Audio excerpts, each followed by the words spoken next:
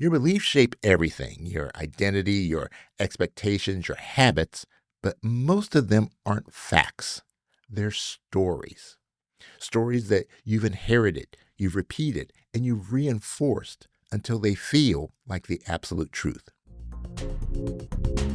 Welcome to the Personal Mastery and Growth Podcast, where we explore the keys to unlocking your full potential and living your best life. I'm your host, Jose Johnson. Whether you're looking to make a breakthrough, overcome a challenge, or simply live with greater clarity, joy, and purpose, you'll find the tools and inspirations you need right here.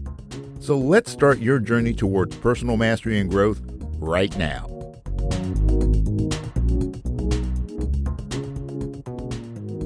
Welcome back to the Personal Mastery and Growth Podcast, your go-to resource for practical tips, insightful research, and inspiring stories to help you unlock your full potential. I'm your host, Jose Johnson, and I'm an expert in the fields of mindfulness, mindset, and peak performance, and I'm so excited to have you here with me today. And in today's episode, we're going to tackle a very powerful idea, one that can either limit you or liberate you. And here it is.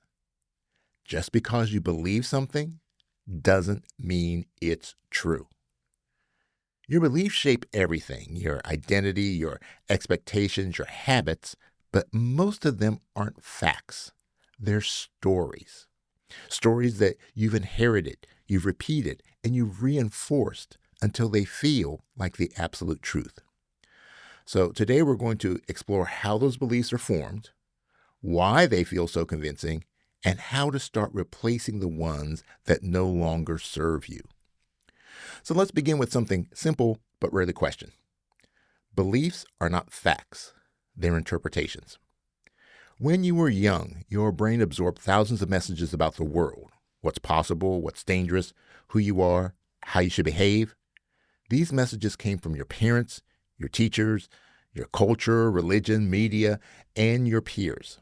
And they weren't always based on truth. They were based on perspective. But your brain, especially in childhood, doesn't filter those perspectives. It just encodes them. And once they're installed, they start shaping how you see the world and how you show up in it. And here's the tricky part. The more often the belief is repeated, either externally or internally, the more true it feels, even if it's not. So let's talk about what's happening inside the brain. Your mind is wired for certainty and consistency. It craves patterns. It wants your internal world to match your external experience because that feels safe, even if it's inaccurate or outdated. Once a belief is installed, your brain will filter every new experience through that lens. This is called confirmation bias. You pay attention to anything that supports your existing beliefs and dismiss anything that doesn't. So, for example, if you believe, I'm not good at public speaking, your brain will highlight the moments when you stutter or you forgot a line and conveniently overlook when you speak clearly, make someone laugh, or get positive feedback. That belief becomes a mental shortcut, and the more you rehearse it, the more automatic it becomes. You stop testing it. You stop challenging it.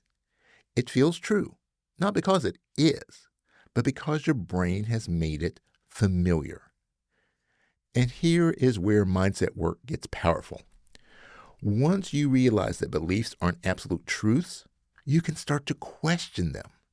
You can start to trade limiting stories for liberating one. There's something called the illusory truth effect, a cognitive bias where we believe things to be true simply because we've heard them over and over. And that includes the things that we say to ourselves. Things like, I always mess up. I'm just not a great leader. Or I'll never be good with money. Now, over time, these become your internal mantras, and they're repeated so often that they slip past your critical thinking and go straight into your identity.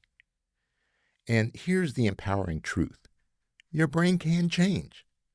Thanks to neuroplasticity, we can literally rewire our belief systems by paying attention to our automatic thoughts, introducing intentional counter-beliefs, and rehearsing new interpretations and identities.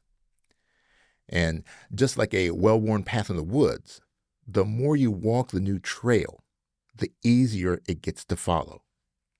So remember, if a belief has been around for a while, that doesn't make it true. It just means it's been practiced.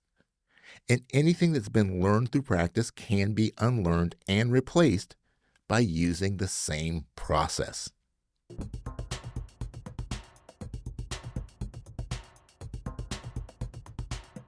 All right, let me give you a few examples of that I hear all the time in my coaching. Number one, I'm not creative. Now, usually this comes from someone who hasn't been allowed to express their creativity, not someone who lacks it. I always screw up. Now, this is often tied to a perfectionist mindset where small mistakes are magnified into identity statements. I'm not meant for success. This is rooted in early conditioning, not in our capability. I'm too old or too young. This is a cultural belief, not a biological one. And finally, if I fail, it means I'm not good enough.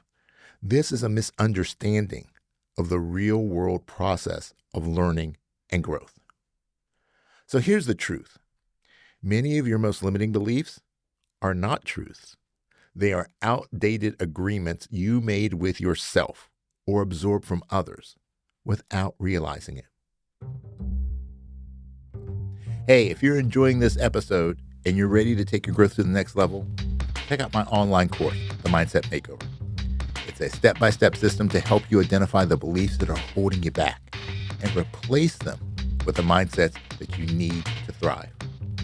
You'll get tools, guided exercises, and a clear path forward, whether you're stuck, starting over, or just ready to level up. Learn more and enroll now at josejohnson.com/mindset, because real change starts from the inside out.